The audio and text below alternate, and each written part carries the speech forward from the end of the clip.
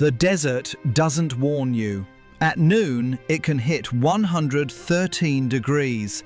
By midnight, the same ground can drop below freezing, sometimes 60 degrees colder in the space of 12 hours. No fire, no walls, no blanket thick enough to fight that swing on its own. And yet, for roughly 2 centuries, entire communities in the American Southwest slept through nights like that, using nothing but the rock around them. Just stone, sunlight, and an almost unbelievable amount of accumulated knowledge about exactly how a canyon behaves across a full year. This is how they did it.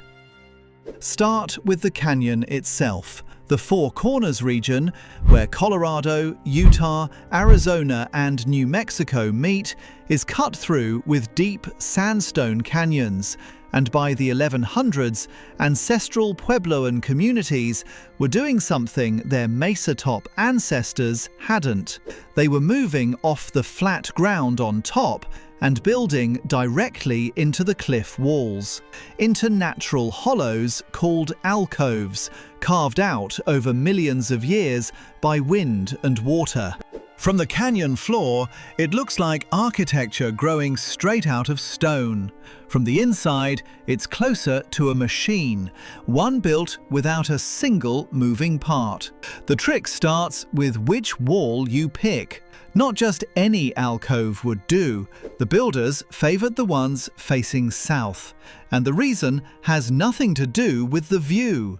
Defense mattered too, and a cliff alcove with one narrow ladder-only entrance is far easier to guard than an open mesa top. But defense alone doesn't explain the compass heading. Warmth does. In winter, the sun tracks low across the sky.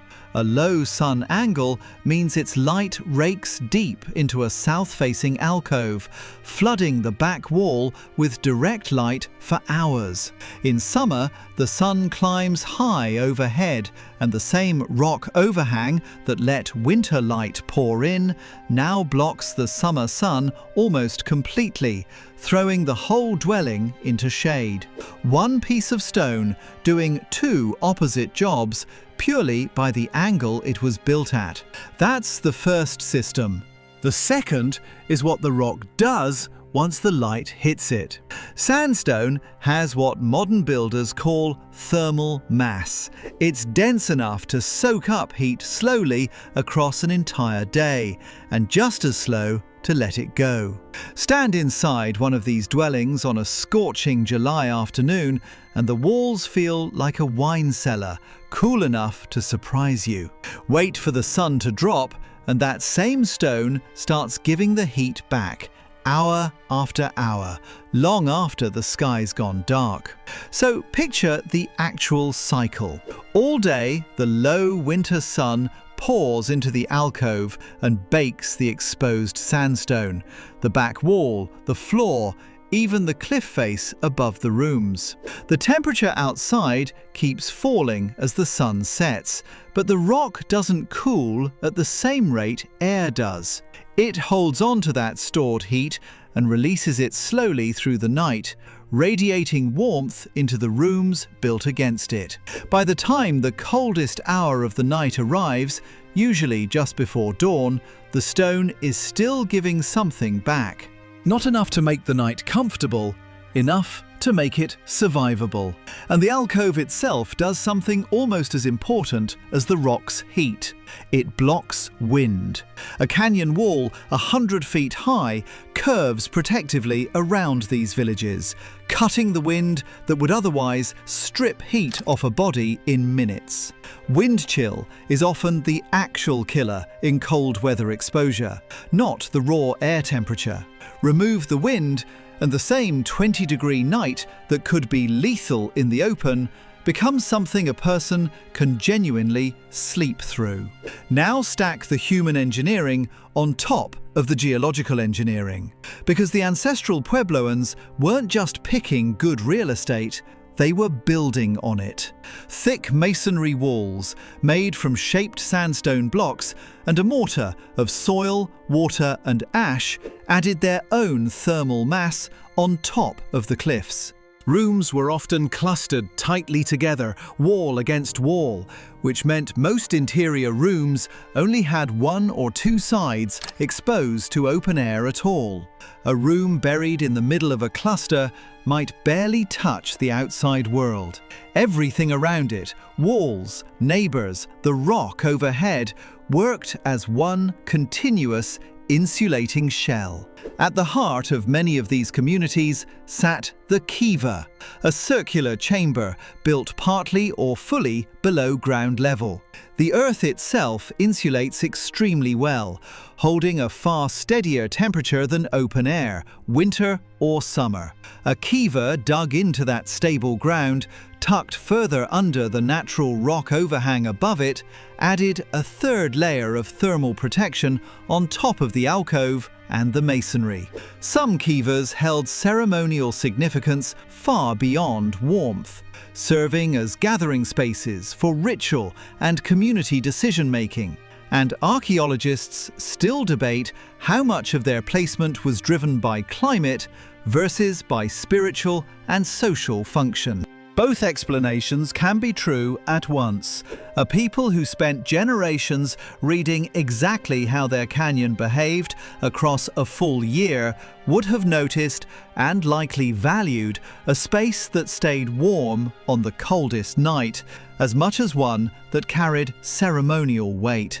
Builders also paid close attention to airflow, something easy to miss from photographs of these sites. Small doorways and even smaller ventilation openings limited how much warm air could escape a room overnight, while still allowing enough exchange to keep smoke from cooking fires from building up dangerously. Some kivas used a deflector wall, positioned between the ventilation shaft and the central hearth, redirecting incoming air around the fire rather than straight into it, so a draft wouldn't scatter embers or drag heat straight back outside. It's a detail so specific that it could only have come from repeated, hard-won trial and error, not a lucky guess. Get the deflector's angle wrong, and a room either fills with smoke or loses its heat to the same shaft meant to keep it breathable. Builders clearly solved that trade-off, because rooms with functioning deflector walls show far less soot staining on their ceilings than rooms without one, a detail visible on the stone itself centuries later. Here's where the topic promises something specific. Could a person genuinely make it through a freezing night with none of the technology we'd assume was mandatory, without fire, without a heavy-built shelter beyond stone itself?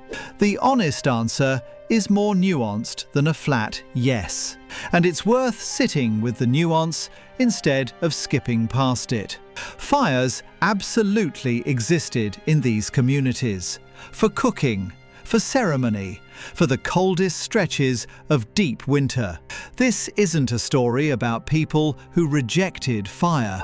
It's a story about a passive system so effective that it did most of the work fire would otherwise have had to do alone, stretching the margin between survivable and dangerous far wider than the open desert ever allowed.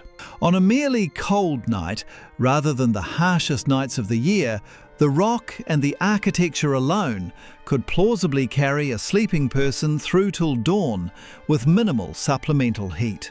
That's the actual claim worth making, not the more dramatic one. Clothing did its share of the work too. Turkey feather blankets woven from yucca cordage and hundreds of feathers layered for insulation trapped warm air the same way a modern down jacket does, and archaeologists have recovered fragments of these blankets well preserved enough to count the feather density used per square inch. Rabbit fur robes served the same function for those who had access to them, stitched together from dozens of pelts twisted into cord before weaving. building. None of this replaced the building. All of it worked alongside it. One more layer in a system that never depended on any single piece doing all the work. Sleeping position mattered as well. Rooms were small, deliberately so, which meant less air volume for body heat to warm and less surface area losing heat to the outside. A person's own exhaled breath and body warmth could measurably raise the temperature of a room barely larger than a closet, especially with a low ceiling holding that warmth close instead of letting it rise and vanish. Sleeping close to others, a common practice in cold season quarters, meant shared body heat doing quiet, constant work through the night. No different in principle from why animals in a den cluster together in winter. So by the time you stack all of it, the south-facing orientation catching the low winter sun, the sandstone soaking up and slowly releasing that heat, the canyon wall blocking wind, the tightly clustered rooms sharing warmth with each other, the below-ground kiva adding the Earth's own insulation, and the layered fur or feather bedding on top, you're not looking at one clever trick.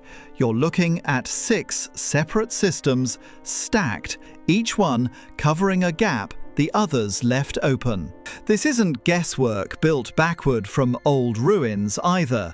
Modern visitors to sites like Mesa Verde's Cliff Palace have measured the effect directly, walking out of a summer afternoon reading in the mid-90s and into an alcove room that reads closer to a wine cellar within minutes. No equipment involved beyond a thermometer and a stopwatch. Run the same walk at night in winter and the pattern flips. The rock that felt cool in July gives back a faint, steady warmth in January, exactly the reverse of what open air is doing at the same hour. That reversal, cool by day, warm by night, is the entire mechanism in miniature, and it's repeatable on demand 800 years after the last person who engineered it on purpose left the canyon. This is the part that should reframe the whole story. It's tempting to file this under folk wisdom, the kind of thing that worked because people were tough and didn't know any better. But every element here maps directly onto a concept modern architects still teach: passive solar design, using orientation, mass and shading to regulate a building's temperature with 0 moving parts and 0 energy input. Engineers today study a south-facing overhang, calibrated to block high summer sun while admitting low winter sun as sophisticated design. The ancestral Puebloans were doing it roughly 800 years before passive solar became a phrase in an engineering textbook, using nothing but sandstone, sunlight, and an intimate generational understanding of exactly how their canyon behaved across a full year. Water added its own quiet danger to the cold, one easy to overlook. Freezing temperatures meant stored water could ice over by morning, and seep springs, the small natural water sources many alcove communities relied on, could slow to a trickle in the coldest weeks of the year. Sun dwellings were positioned specifically near these seeps, not just for daytime convenience, but because a water source sheltered under the same overhang stayed a few degrees warmer than one exposed to open sky, buying an extra margin against a solid freeze. Corn, beans and squash, stored in sealed rooms built back into the alcove's coolest, most stable corners, relied on that same rock-driven temperature consistency to keep from spoiling across an entire winter without refrigeration of any kind. None of this worked in isolation from the rest of the year either. Terraced fields on the mesa tops above these canyons were planted and harvested according to a solar calendar these communities tracked with real precision. Some structures aligned so that a shaft of light crosses a specific carved marker only on the solstice. Winter survival wasn't a single night's improvisation. It was the final stage of a full year's labour, planting, harvesting and storing food that had to be finished long before the first hard freeze arrived. This kind of planning didn't happen by accident, and it didn't happen in one generation either. Building on top of a mesa, out in the open, was the norm for centuries, before the shift into the cliff alcoves took hold around 1200 AD. That timing wasn't random. It followed a period of documented droughts, and almost certainly reflected accumulating pressure on food, water, and possibly safety, alongside a shift toward exactly this kind of climate-tuned architecture. Getting the orientation, the wall thickness, and the room clustering right took generations of trial, failure, and adjustment. Passed down the way any hard-won engineering knowledge gets passed down when there's no blueprint to write it on. Somebody's mistake. A room that stayed cold all winter, a wall built one hand's width too thin, became the next generation's correction. By around 1300 AD, most of the major cliff communities in this region, places we now call Mesa Verde, Canyon de Chelly, and dozens of smaller sites scattered through the four corners, were largely emptied out. Not abandoned in a single season. Not the result of one catastrophe either, despite how often that version gets told. Drought, resource pressure, and social change likely pushed communities to migrate over a period of years, rather than flee overnight. Their descendants live on today, in the modern Pueblo communities of New Mexico and Arizona, several of which maintain direct oral and cultural continuity with the people who built these dwellings, and many of whom regard the term once commonly used for their ancestors as a name imposed from outside, rather than one they chose for themselves. What they left behind is still standing in enough places that you can walk into a room built 8 centuries ago and feel the exact temperature difference their engineering was built to produce. Cool in July, faintly warm at 2 AM in January. Just rock, angle, and time doing precisely what they were arranged to do, with nothing wired, vented, or thermostat controlled anywhere in the room. So the next time a cold front rolls through and your thermostat clicks on without you thinking about it, picture a canyon wall in the four corners, 800 years ago, holding the last of a January sunset in its stone. The room stayed livable that night without a single flame, carried instead by the mountain itself, angled, chosen, and built into doing the work. And the question worth sitting with is this: how much of what we call primitive was actually just engineering, so quiet, so built into the landscape itself, that it never needed a name?